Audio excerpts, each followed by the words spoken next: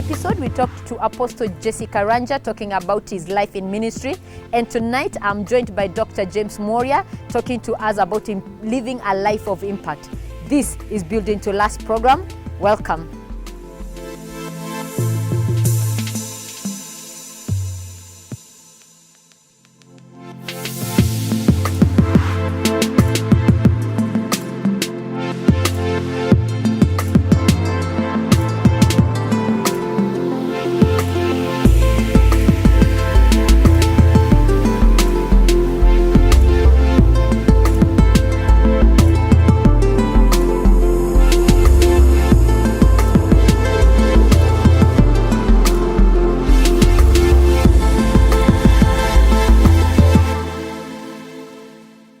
A warm welcome to Building to Last program. We are here at Mayan Resort. It's an award-winning resort.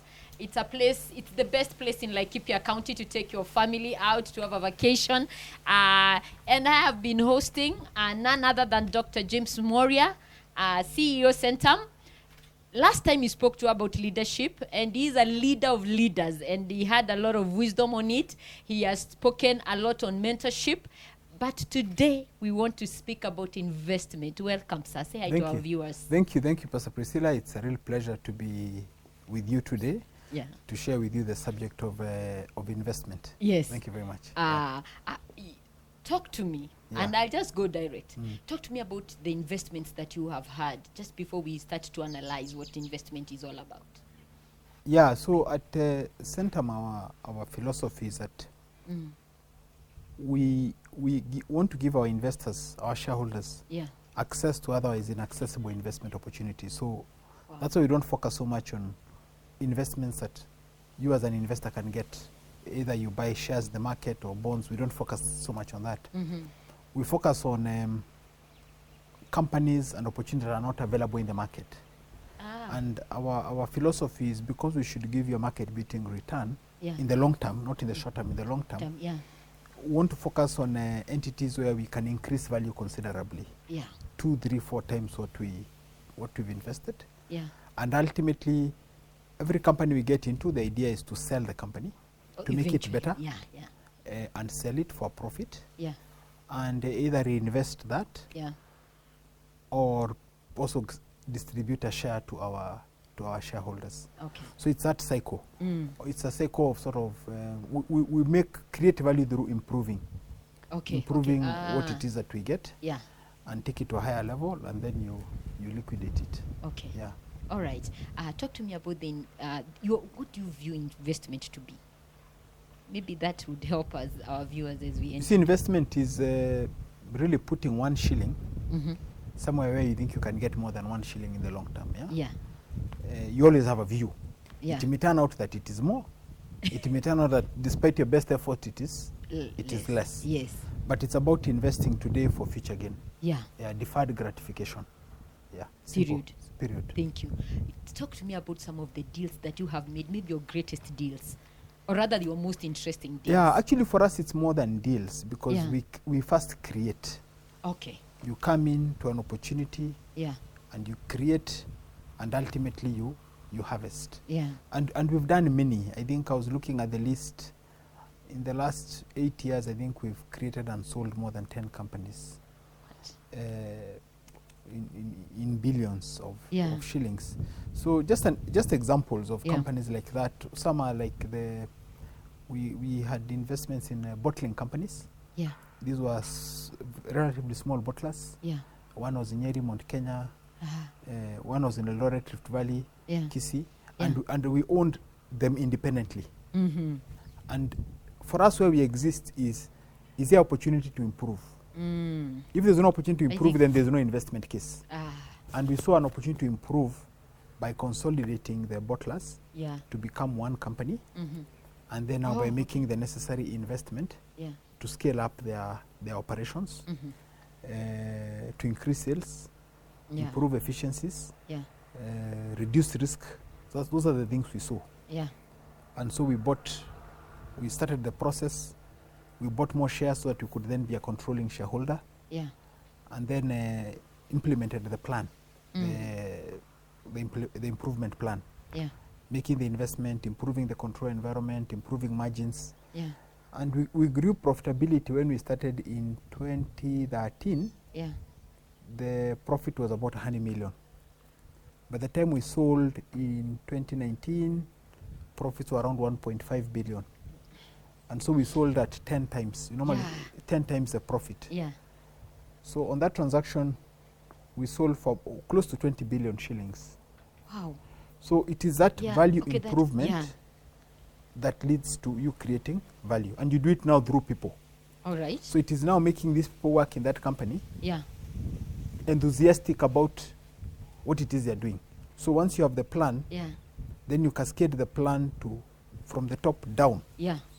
And then create enthusiasm in these people. Within people. Yeah, there must be the enthusiasm. Same company, yeah. The same company. Yeah. So they're enthusiastic to do what it is now that needs to be done to improve. So that it becomes their business even more than yours. Wow. Then ultimately, you now say, okay, I've taken you to the level I could. Yeah.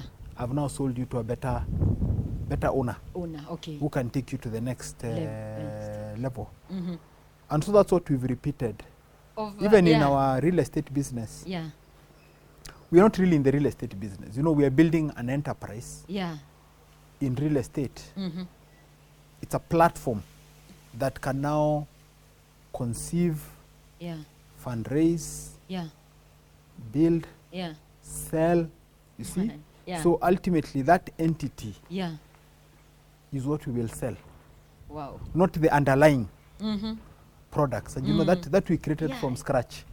There was no land, there was no project, there were no people. So we've created it and it has assets now in excess of 40 billion shillings from nothing.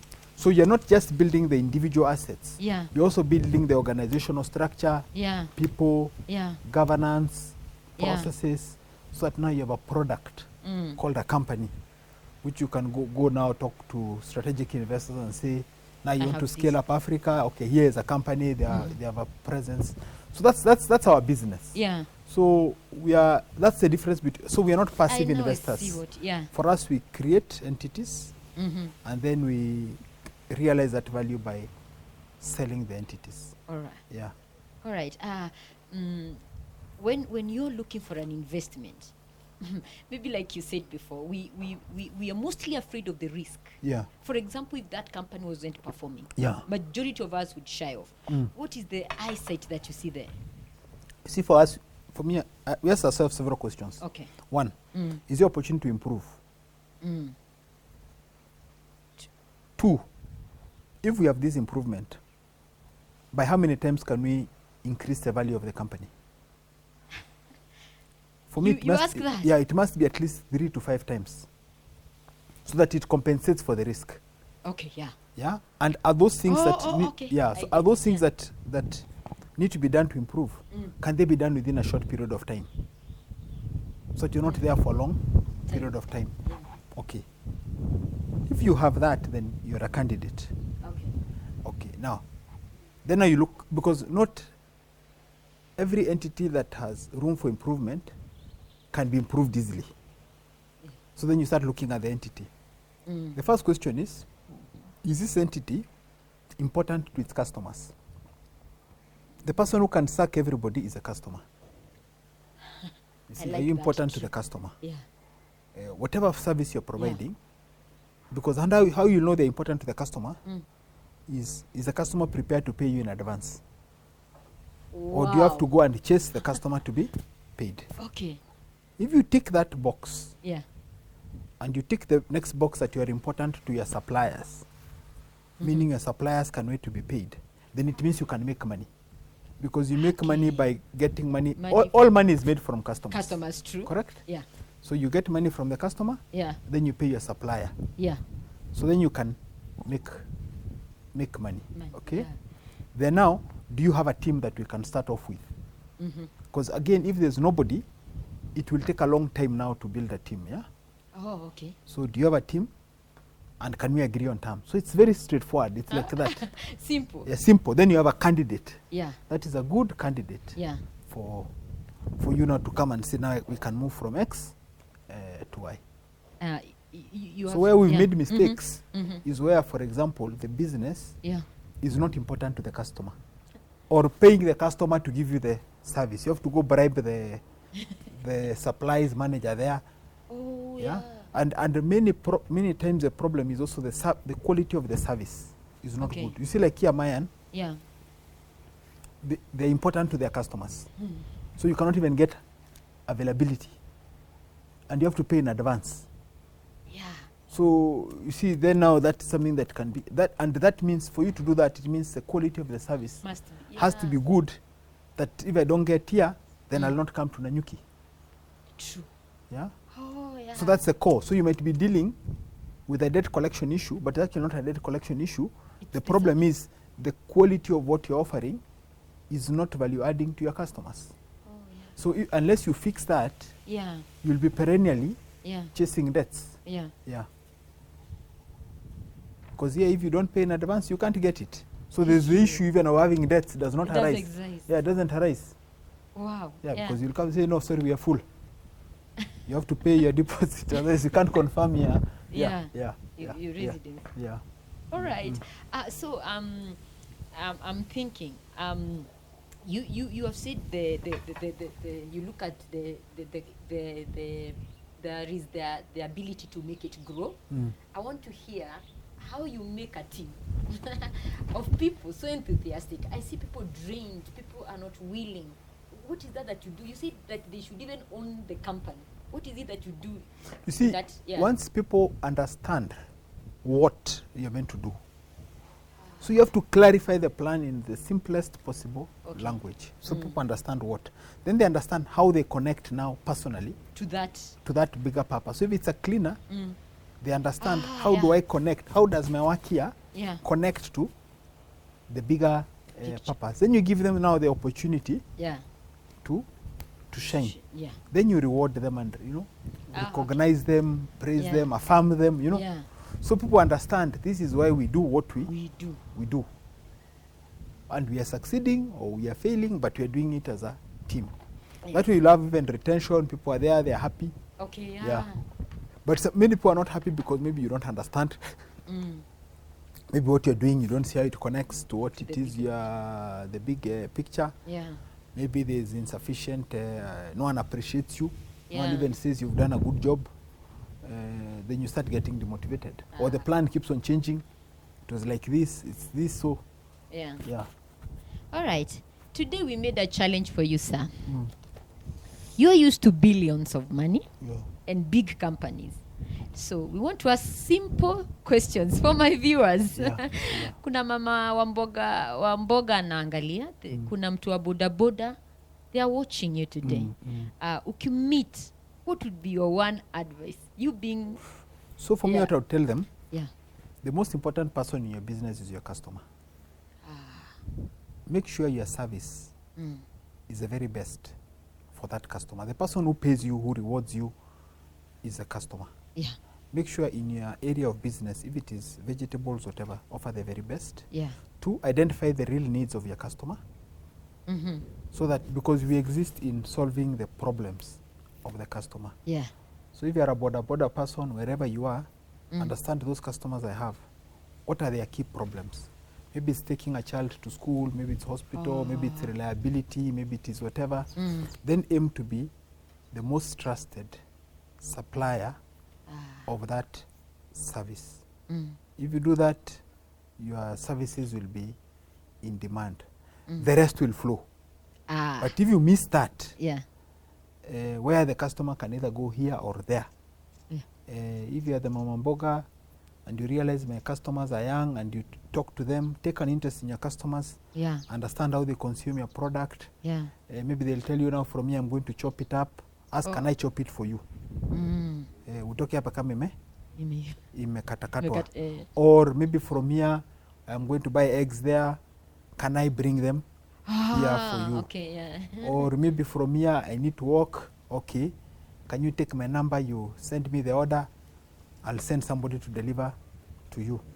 So understand the customer. Talk to the customer. Have a chat. Know who they are. Build a relationship. So that you are the most preferred supplier of that. People want to feel appreciated. Mm. They want to feel listened to. Yeah. Not just transactional. Yeah. Then also love your work. Mm. Don't be interim about it. Like, I'm just doing this to move on. Because if you love that job, Yeah.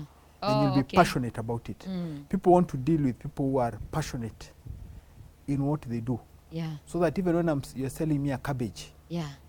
I feel like you're selling me gold. This cabbage, you understand it, you understand imetoka happy, yeah. These are chosen for you the best. Yeah. Then if you love what you do, you'll enjoy it. Yeah. You'll go deep in it. Because I see many people who are in a profession, but they are shallow in the profession. They don't understand it deeply. Take time to understand. Even if it's at border, there's a lot you can understand about your customer. Yeah. That you can go deep. Oh, there's still more. There's still more. Just fairing. It's no more than fairing, because that person is going somewhere. What is it? What is the issue? Yeah. What is it? Yeah. All so right. That would be my advice. That would be an advice. Yeah. All right. Number 2. I have a business and it's still small, maybe not worth a lot, but I want to be competitive. What is the advice you'd give me? You see, it's the same. Everything starts from the customer going backwards. Oh, going backwards. Going backwards. Yeah. Understand the needs of your customer. Yeah. Understand who else is meeting those needs.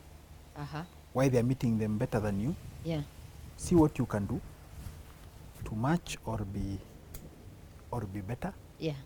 And you'll know you're better when customers are prepared to pay you in advance for your services. Once that happens, then you can go backwards to your suppliers. Yeah. And see how you can get those products at a better price. Okay. Then you'll be competitive. Okay. Yeah. But everything starts and ends with the customer. With the customer. With the customer. Number 3. Yeah. You're Dr. James Mworia. Yeah. You're a CEO. Yeah. I want to throw you to the political world. Yeah. You're given a country today to run. What will be your first focus? See, the first focus is the vision. The vision? Yeah. Because if now a country don't have a shared vision, everyone is doing different things. It's very important to have clarity of purpose. What is it that you're going to do as leaders? What are the priorities? Because you cannot do everything. Yeah. You have to focus. Like when I took over my company, I found 10 million in the bank and 180 million shillings overdraft. Yeah. So I have to say we can do 100 things. Yeah. But what are the most critical things? And that's what I kept everyone focusing on that. Yeah. Next is the team selection. Who will be the leaders to execute the vision? And then now you enable them. Yeah. You work within the resources you have. Yeah. Yeah. And what would that be? You see, the role of a leader is also to tell people what is possible and what is not possible. Okay. Yeah. The problem sometimes in leadership, yeah, you don't have the courage to say the truth. With the resources we have, even in your family. Yeah. If you don't tell your family this is what we have, therefore we have to live in a house like this, you have to go into a school like this, you'll mess up the family. They'll be happy within the short run, then because you're now borrowing, but in the long run, so the role of the leader is to tell the people the truth. These are the resources we have. Yes. These are our priorities. Yes. That I think will have the biggest impact on the most people. Yeah. And this is what we'll focus on for now. Okay.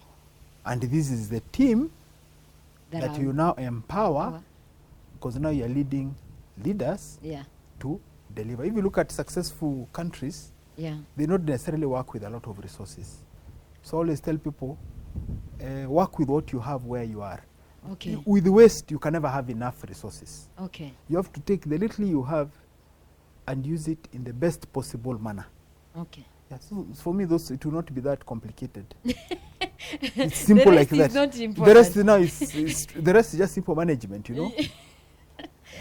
But if you don't say the truth and say, oh, we can do this, we can do this, we can do this, so you'll get into a lot of challenges. All right. Yeah. All right. We are rather still going through COVID-19. And you have an organization, you have companies, you have businesses. What did you do to go through this season? Or what is the post plan for this season? So what we did is, one, we accepted yes, it's COVID-19, but then we said, I'm sure there's something we can do. Okay. So every organization came up with its plan, not just to survive, but to do well in that environment, and to keep the people safe. So because safety was the first priority, then you have to survive, then you have to thrive. Yeah. So it was not. COVID is a crisis like any other. Yeah, and the only constant thing you can have is crisis and problems. Yeah. So your work is to say yes, that's true. That is true. What can we do? But what can we do? All right. There's no need dwelling on how bad COVID is. It's already there. Yeah. So you have to quickly move on from there. Tell people, don't worry, that's normal. How will we adopt and create a different reality? So we don't know what crisis will come next year. Maybe something else will come. Oh, yeah. Yeah. So you made a plan. What was the plan for the You see, every organization, because I lead many organizations, the teams in every organization had to have their own plan. So you have to allow, you cannot make a plan for them. Yeah. But you have to ask them, please prepare your plan. Even here they closed, but I'm not the one who did their plan of who will go home, who will stay. It's for them now too. Oh, yeah. Because once you do it for them, then you take away accountability from them. This plan was done by the boss. So there's no ownership. So some of them said, now we don't have a lot of work. All of us are family, so we'll work 2 weeks. So and so 2 weeks. So all of us. But I was not involved. I only gave guidance. You need to come up with a plan. Because you have limited resources. And you must survive this period so that you can reopen. And everybody can come back to work. So they said, after 2 days, we have done a plan. This it is. It's okay, bless you. Carry on. All right. Carry on. Where do I see business in the next? Yeah, like now we're in the era of digital, and every business is doing the same. Where do you see the next phase in business?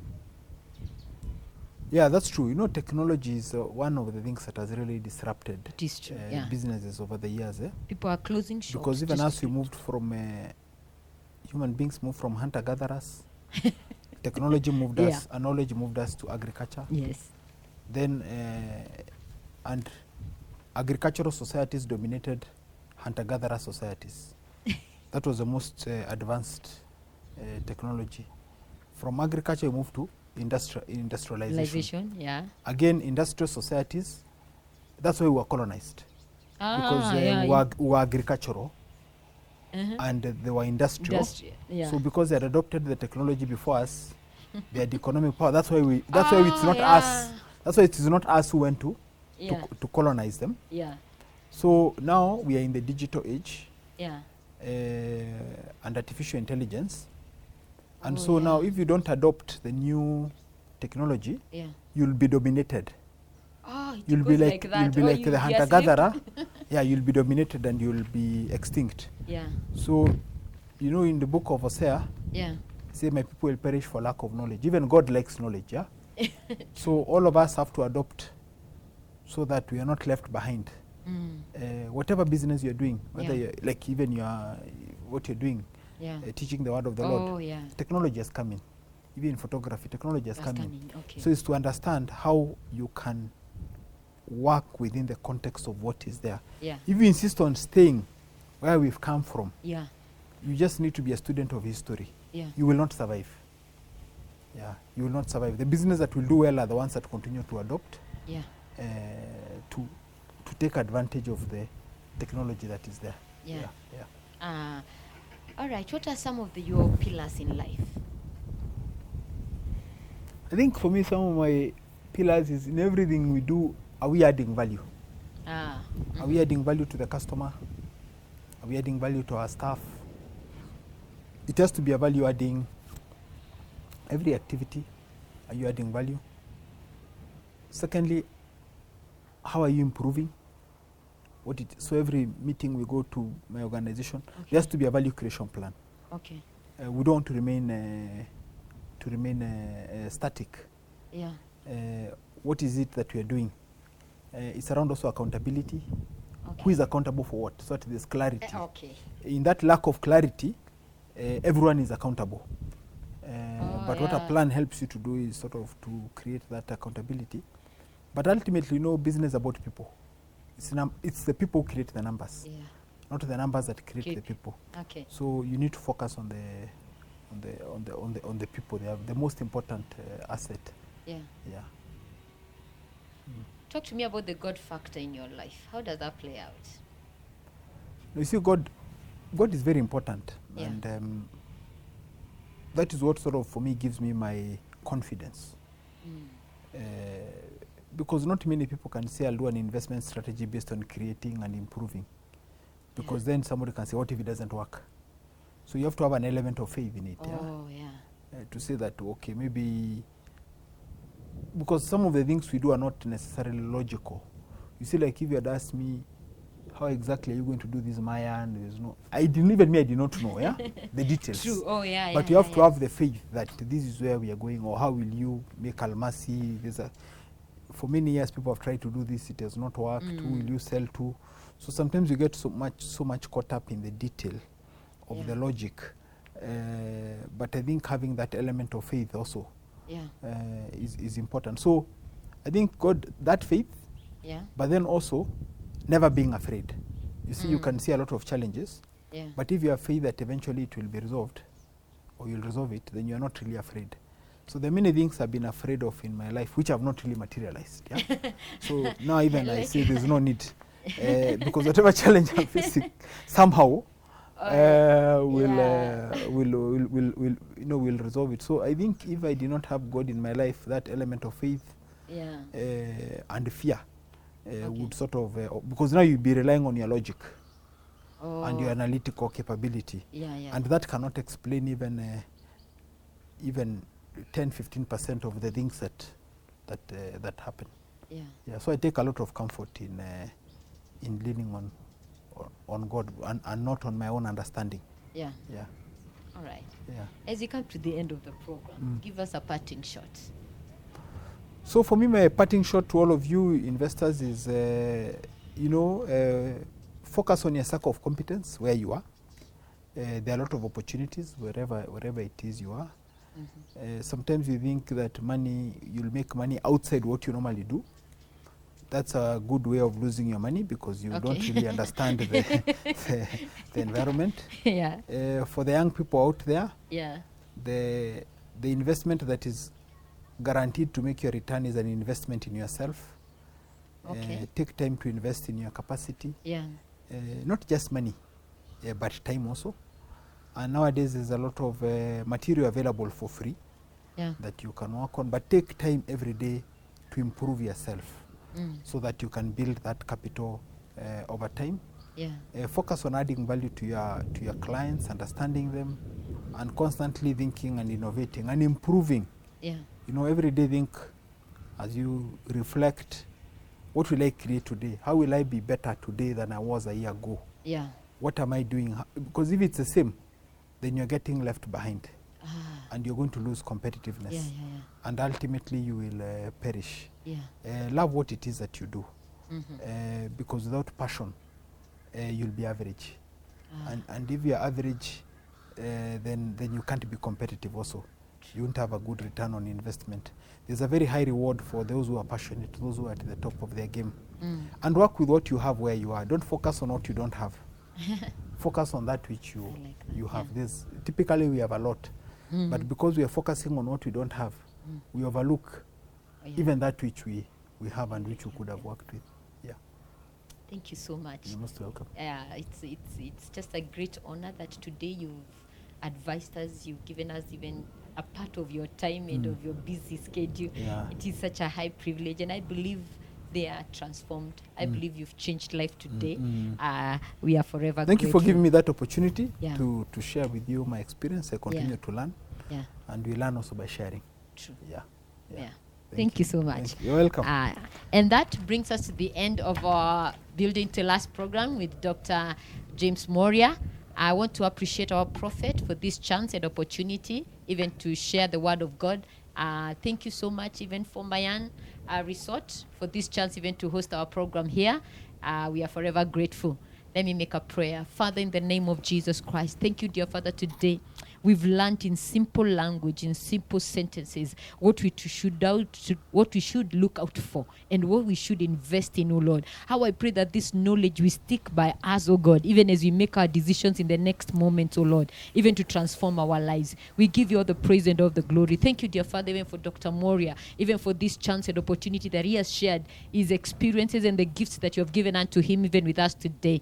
May forever his name be mentioned among the great. For in Jesus' mighty name have we prayed and believed. Amen.